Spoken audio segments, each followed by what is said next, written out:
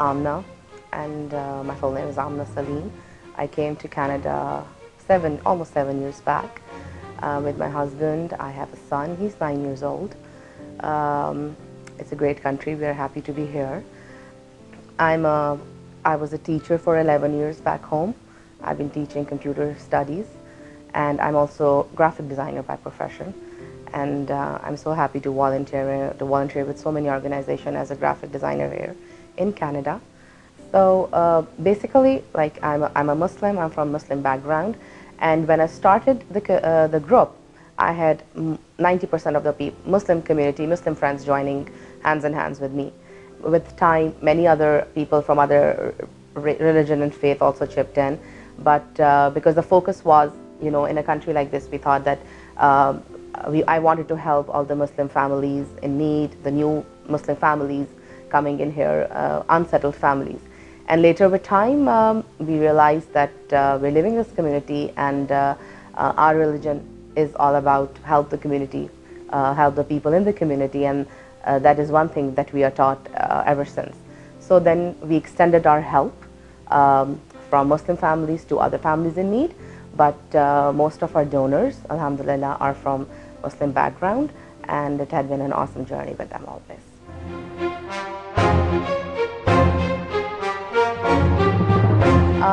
It was almost 4 years back when, due to an incident with a very close friend who was going through some crisis, I felt that there are people who need help, who cannot step up and they cannot ask for help, but they're going through crisis.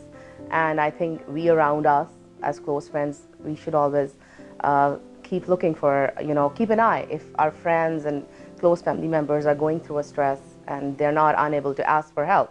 They're unable to ask for help. So I felt the same for one of my friend, and we were in Goodwill picking stuff for her family, and she wasn't comfortable buying some of the stuff there. And then I came back home, I went out, I bought some brand new stuff for her and her kids. And then from there, I thought that it's just one person I know so far, and there will be many around in the community who would need that kind of help. So I just got connected with a few of my friends, about 8 or 9. I said, this is what I want to do. Let's chip in a little bit of money and help as many people as we can. And in about 25 days, I had about 60 friends on board with me. Alhamdulillah, I'm so happy for that. And then we started off with the winter hampers. We would make brand new hampers. We decided that we're not gonna give a used stuff. We used to, basically, their help was the financial support. And I was the one going out, doing shopping, buying good stuff from good stores, what we would want for ourselves. And then we would make brand new winter hampers according to family sizes. If there's a larger family, we would make a hamper containing stuff for the whole family. Then with time, we started doing the food hampers. We started doing, the food drives. And initially in the first year, we were doing it once a year because we were small, we didn't have much funds. But when friends and their friends saw a good effort being done, we had so many people joining us. And now we're doing the winter hampers like twice in a season. We have food hampers we're distributing sometimes 2 times in a year or thrice in a year. So that's how. So for we started 4 years back, but for last 2 years, we are doing all these campaigns quite some time in a year. We are doing, as I told you, winter hampers, food drives. We have been doing a toy drive for the children in shelter. And whatever requests we receive, I share with my friends, and we are most of the time able to help with whatever we are asked for.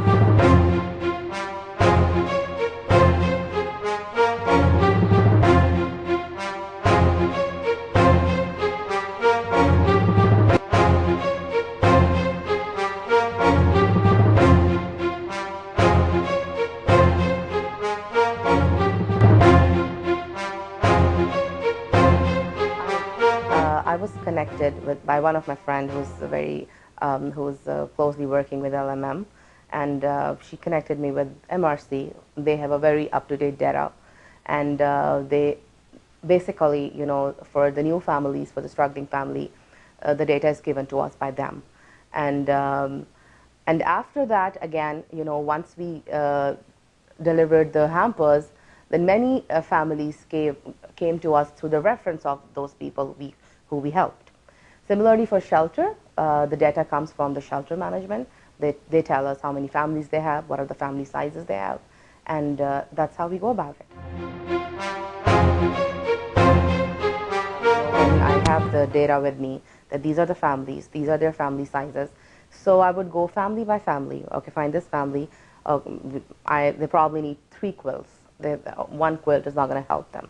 So I finally take out the number of quilts we need, the number of blankets, the mittens, hats, gloves, something that everybody needs for winters. And we merged it with a hygiene hamper as well. So we added the hygiene items as well. So I would share the list with all my friends, and then they say, okay, I'm going to sponsor these many. I'm going to please buy these many blankets on my behalf. So I keep marking it, and in no time, all is being taken care. So then I go to businesses, I go to good places, I buy, and some of the businesses have been so supportive when they see me buying stuff in bulk. They would actually say, we want to help, we want to put our share. So many times they would subsidize stuff for us. Some of the businesses have been donating things to us for free. Many of the businesses have been giving us coffee cards because I feel it's winters, we like coffee, everybody needs coffee cards. So many big businesses have been donating us coffee cards for free without any charge. We start with a winter hamper, and with the help of the businesses and friends, we end up making really rich kits. So we have the blankets, the mittens, the gloves, the socks in good quantity, because we make sure it's not about handing over a kit. We want to make sure that the kit has everything that a family needs. So I bring the stuff home, then I call some of the friends, their children, because it's a learning process for them. We make these hampers, and we put our labels and tags and everything. Some of the donors, they donate brand new clothing, brand new winter jackets, so we label them with sizes and stuff. So just to make it easy for the distributors, just to make it a nice thing for the one who's receiving it. And that's how we do it. And then I call some of my volunteers. We have the addresses of these families. We want to make it easy for them. We do not want them to come out on buses to receive a thing. Most of the time, we have tried to go door to door. We go to their homes. We deliver the hampers at their door, so that they feel good and happy. I would feel happy receiving a gift at my door. So that's how we go about it. We have been doing quite some campaigns for the shelter. So, since I've been going there a few times, and I felt Christmas was a time of the year when everybody's happy, they deserve new gifts. Everybody wants to feel happy about it. So we talked to them, and they were so happy, the Rotom Women and Family Shelter, and that it will be a great idea to host a dinner at their location.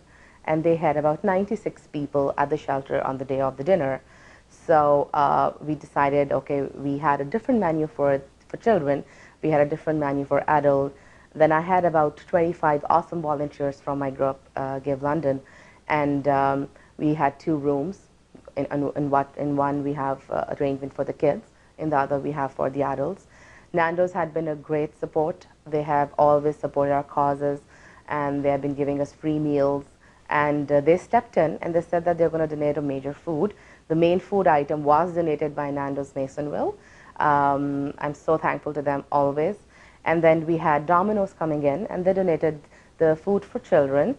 And then we had other businesses, small businesses from the community, who donated different items, the gifts. We had the winter hampers done just 2 weeks before the dinner. So we thought that, why not distribute them on the same day? So we had those, then we had brand new kits, then we had some of the toys, and we had the food boxes, then we had special gift hampers for the moms with the infants. So we had a donor donating us a lot of milk and diapers.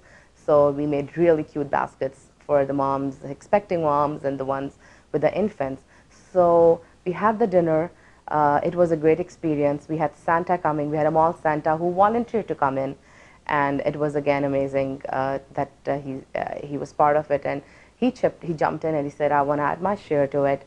And that is how everybody left with lots of gifts, with hampers, and we made sure that whoever's leaving with a gift, and that's how it ended up. So they enjoyed food with the families. It was a good experience. We're looking forward to do many more events at the shelter and different places where people who cannot have a good family dinner, where they can't afford, and we want to make it a special thing for them on every event in future as well. That's the plan.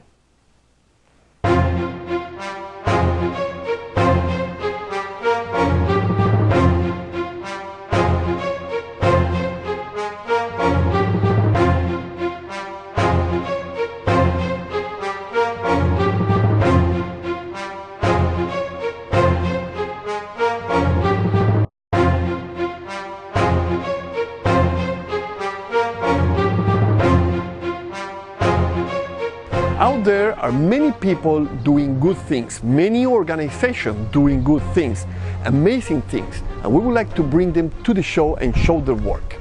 In this segment, we will be bringing an organization whose mission is to find justice among children who have been taken as slaves or used for sexual trafficking. I would like to warn you because there are some images that probably are not suitable for all audiences. Please take a look.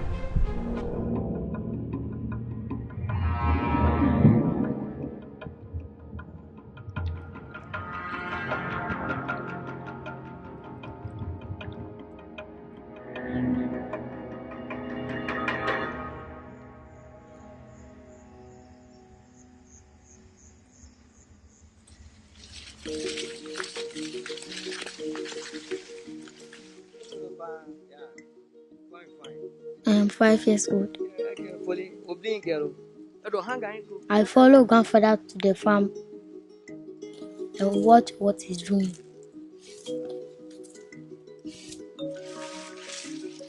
I am 9 years old. I never want to leave this place. I always help my grandfather in the market.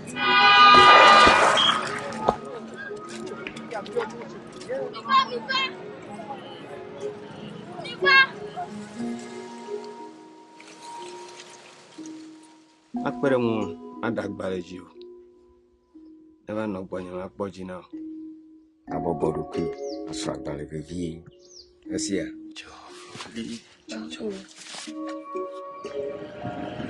When I left home with my uncle, I didn't see my grandparents anymore.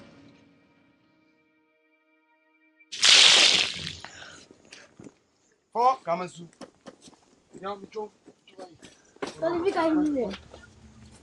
So far you mean at school? Astron.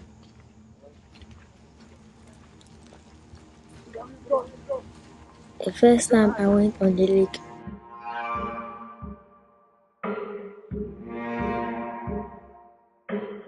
I wanted to escape, but I didn't know the way. Follow the chef, man. Get it, Chairman!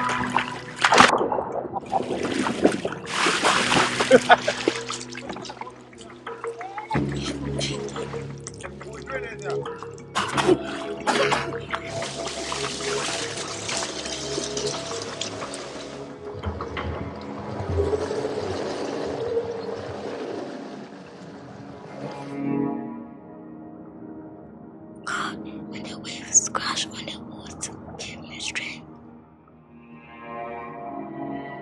And the net holds me in the water. Give me breath.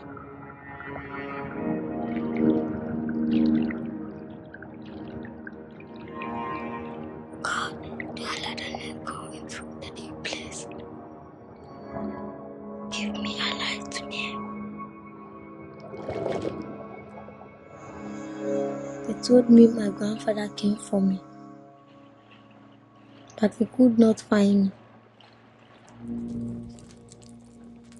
My uncle said, don't forget about your grandfather.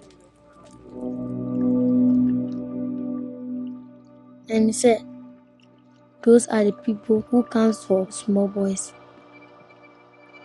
Ore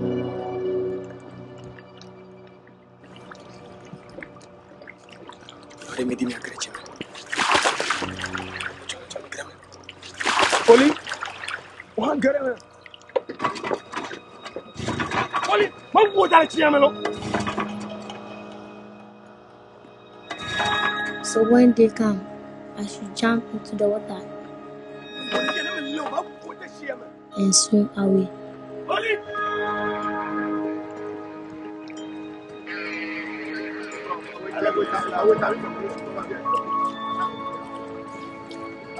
Yo ancora.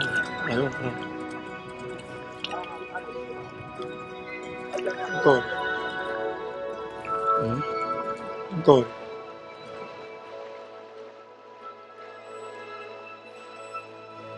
No kunye Oli.